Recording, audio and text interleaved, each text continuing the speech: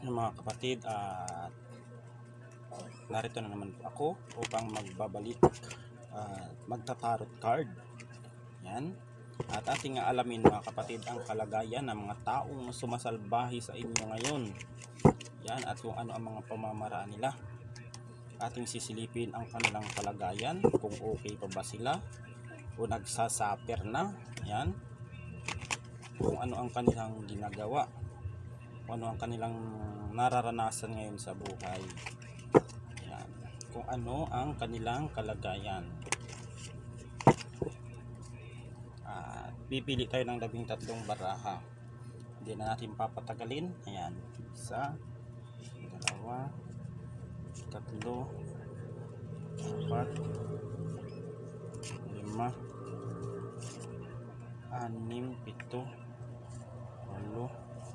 6, 7, 8, 9, 10, 11, 12, 13.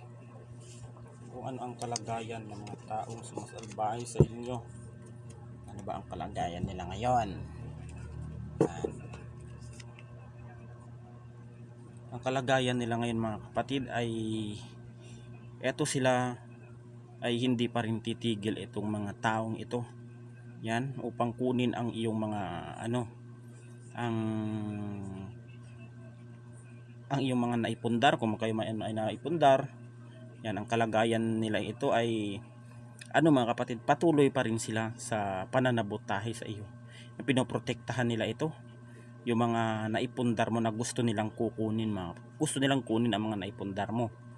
Ayan, sa mga nakaka-resonate lamang nito ay mga kapatid, paki-like, share at paki-comment na lamang po kung ano po ang kalagayan ng mga taong ito. Ito po ay may inggit sa inyo mga kapatid. Ayan. At itong ang kalagayan ng mga taong nananabotahe sa inyo ngayon ay maaari po itong mga kapatid ay po ito, tinatawag na 9 of Swords.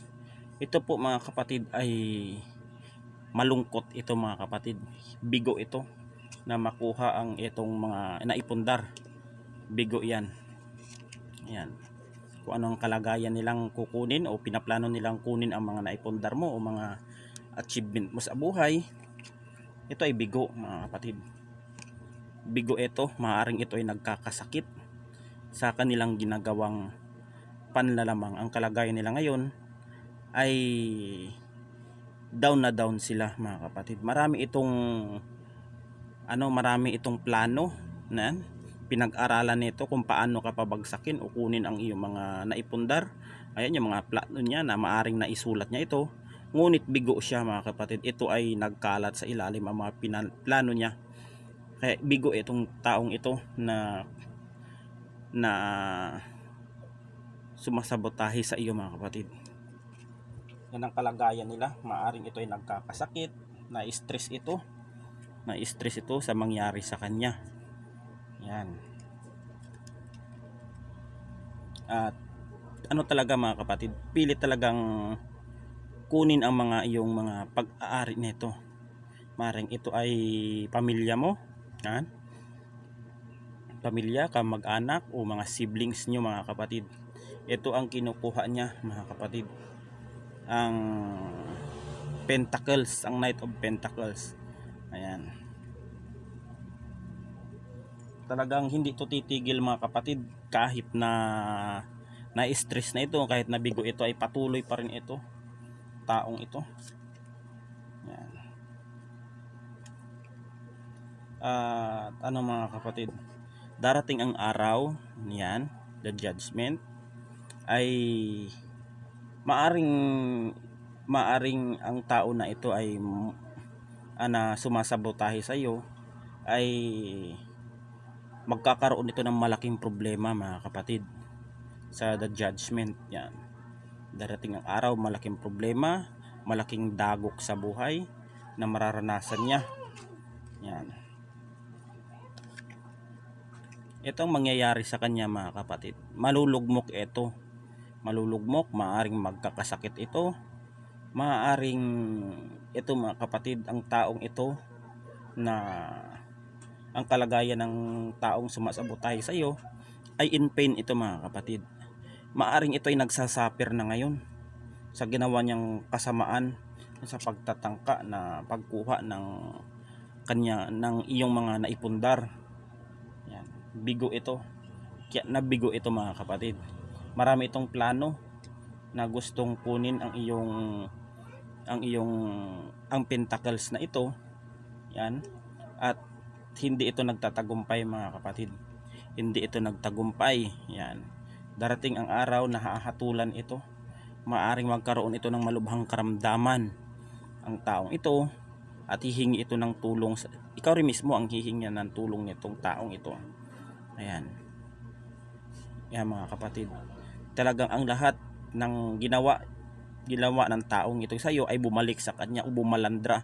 Maaring hindi man sa kanya, maaring ito ay bumalandra ito sa pamilya niya, kamag-anak niya, mahal niya sa buhay.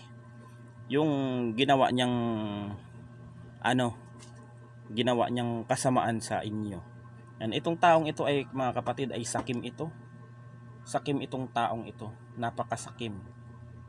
Sakim itong taong ito, maaring sa lupain, maaring kaya ay may lupain, gustong kamkamin itong taong ito. Itong taong ito, maaring lupain, negosyo man to, pangkabuhayan ninyo, ay sakim itong taong ito na sumasabotahe sa inyo. Kung anong kalagayan nila ngayon ay nagsasuffer ito. Yan. Ito rin ang isang kinakainggitan niya mga kapatid, ang inyong naipundar na pamilya. Yan, sapagkat kayo ay stable na pamilya, yan, may mga pera kayo, may maayos kayong tirahan, may masaya kayong pamilya. Yan, ito ang gitil ang taong ito na sumasabotahe sa inyo ay gusto nila itong sirain ang inyong nabuong pamilya. Gusto nilang pag-away-awayin. Yan, at gusto nilang mawala ang mga naipundar ninyong mga pentacles o mga pera man yan, mga naipon nyo sa bangko o mga kapatid, naipon nyo sa bangko o yung mga bahay ninyo. Yan, ang inyong pamilya ay mag-away-away kayo. Yan ang gusto ng taong ito na sumasabotahe sa inyo. Yan mga kapatid, na mag-aaway-away kayo, na kayo magkakagalit kasi nakikita niya kasi mga kapatid na kayo ay maganda ang pagsasama ng inyong pamilya. Yan, masaya kayo at tahimik ang inyong pamumuhay. Kaya gusto nitong taong ito na sirain kasi itong tao yung taong ito kasi bigo kasi sa buhay ito mga kapatid. Itong taong ito ay hindi ito nagtagumpay sa buhay. Kaya naiinggit ito sa mga taong may achievement sa buhay mga kapatid. Yan. Itong tao na ito ay paulit-ulit na rin itong humiling sa ating Panginoon, ngunit hindi ito mga kapatid hindi ito pinagbigyan ng Panginoon dahil ang kanyang hinihiling mga kapatid ay taliwas sa kanyang intention. Ayan mga kapatid.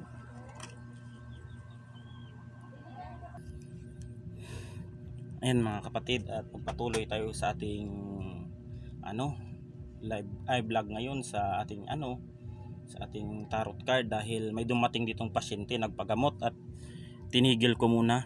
Yan. At malubha ang kalagayan ng aking pasyente at tinulungan ko muna na magamot at kinumbati ko ang kumulam sa kanya. At tunghayan lang ninyo mamaya mga kapatid ang pagkumbati namin ng isang mangkukulam na dating nakaaway at kinulam siya. Yan. Ito na mga kapatid, dako na tayo dito. Ay na ito mga kapatid, dati itong nanalangin sa ating Panginoon ngunit hindi ito pinakinggan dahil ang kanilang mga panalangin ay ang kanyang hiling sa Panginoon ay puro panlalamang ang kanyang iniisip sa kapwa. Hindi ito pinakinggan mga kapatid ng ating Panginoon. Yan. Itong mga tao, yan, galit ito sa mga taong nasa paligid nila na may mga masasayang pamilya mga kapatid. Itong taong ito na bigo, ito ay bigo ito mga kapatid. ay hindi ito masaya sa buhay kung may nakikita ito may mga masasayang pamilya na na nagkakasundo, nagkakaisa, hindi ito masaya. Yan.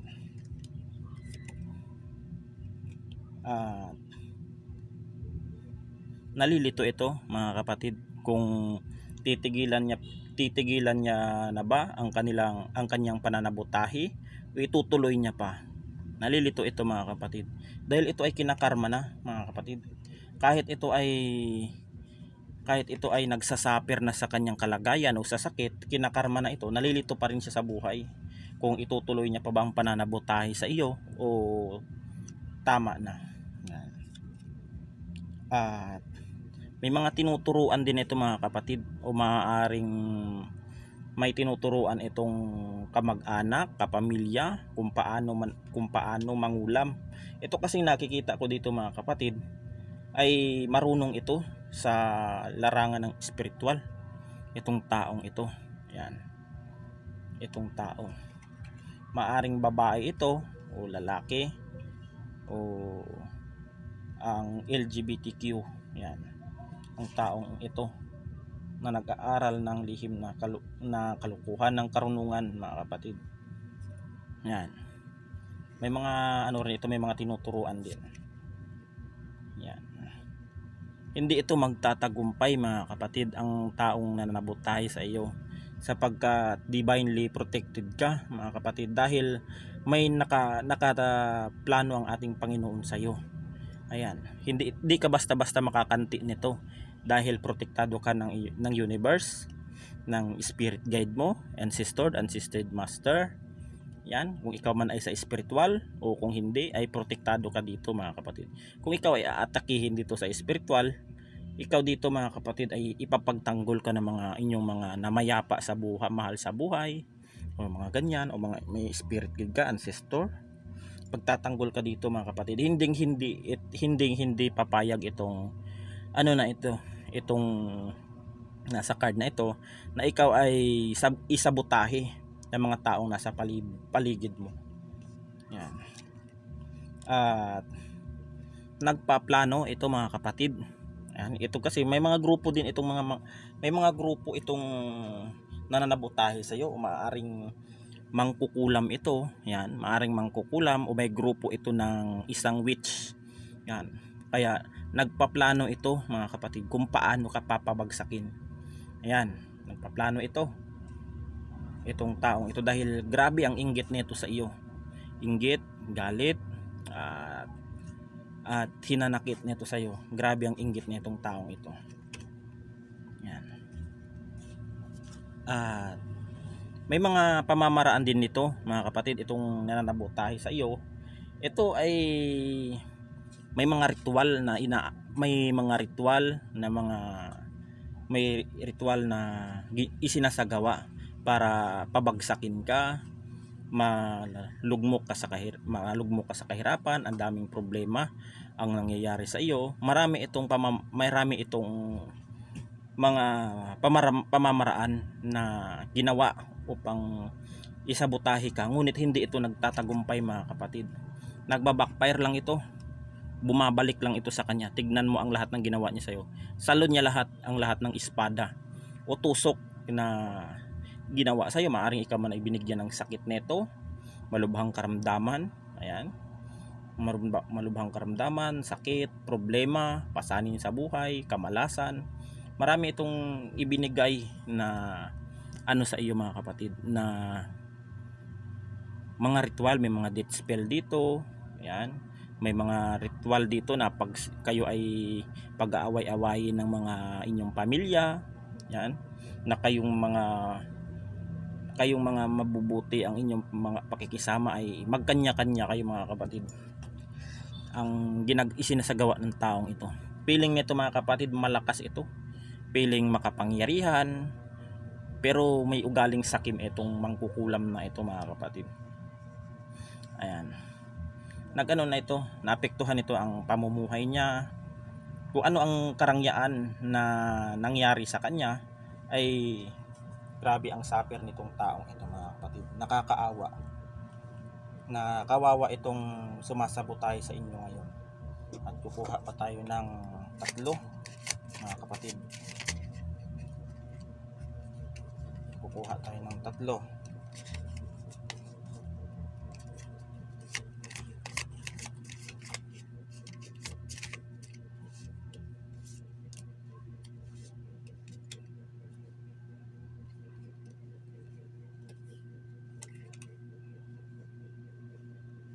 Ito mga kapatid, darating ang araw, ang taong sumasabotahe o ikaw ay binigyan ng espiritual na sakit o ikaw ay kinulaman nito, binigyan ka ng kamalasan, ang taong ito ay maraming kakalaban sa kanya mga kapatid.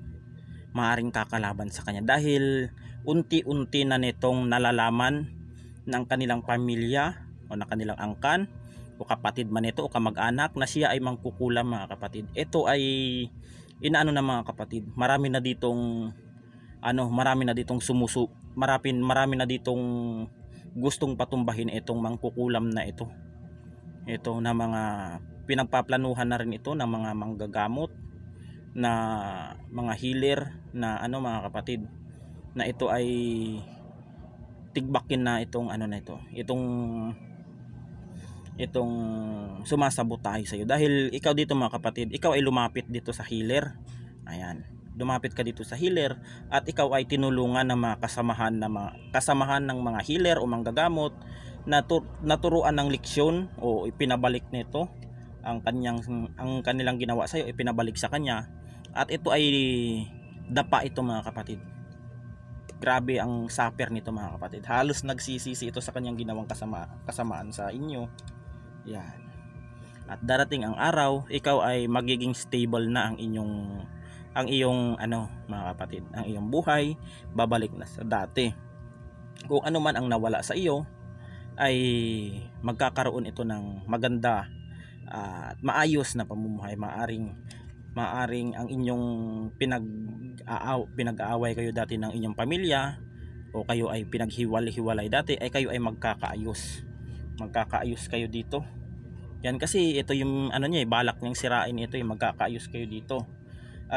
Nang dahil sa tulong ng lalaking ito o ito ba'y manggagamot o may nilapitan ka isang healer o na manggagamot, ay nakalas, napawalang bisa ang anumang sumpa, kulam at kamalasan sa iyong buhay. Ayan.